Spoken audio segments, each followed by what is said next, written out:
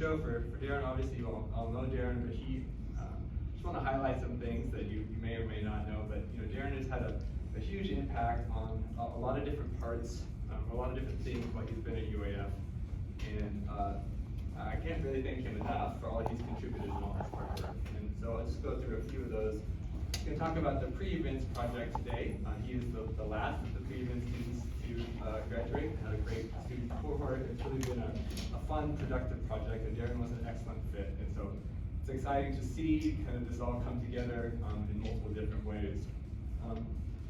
He's had 2 impactful papers that have been published. There's a third that will be submitted soon, and I know will also be impactful and will go very smoothly. He's been a co-author on multiple other projects and made significant contributions to those.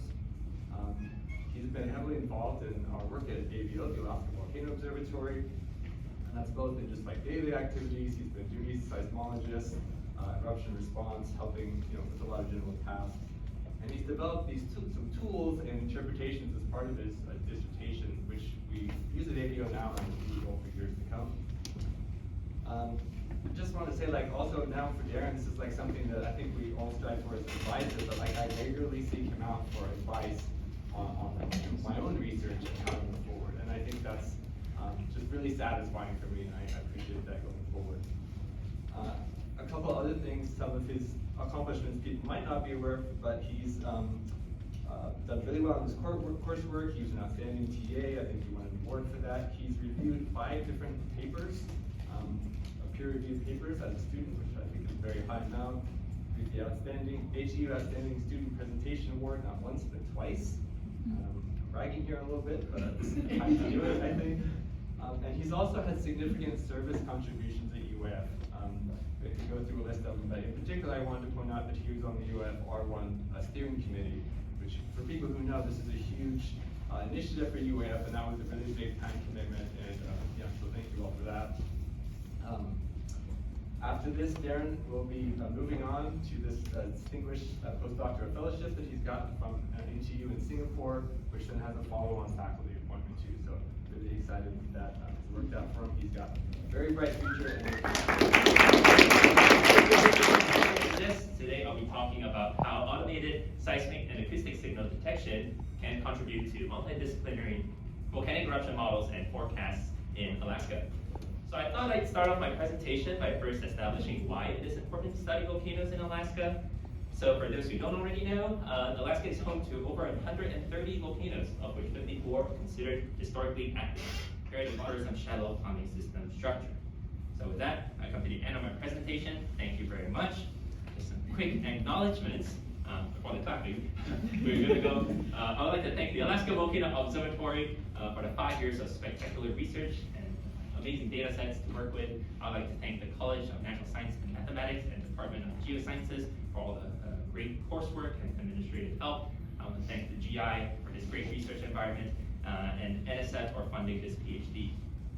I crossed paths with many amazing people in my time here as a student, so I want to thank many of you, some of which are pictures, some of you are not pictures of all of y'all, but thank you for making my time in Fairbanks so memorable. It's been great.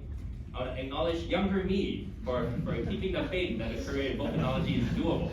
I want to thank my mentors for my time in Singapore and at CVO. I want to thank the team, the volcanology team here at the GI, friends from Singapore that visited, Yi family in Oregon, and Tan family in Singapore. I want to thank Gina for the sacrifices. Thank you so much. Our cat is shown over there, and we have the panda from Panda Express somehow.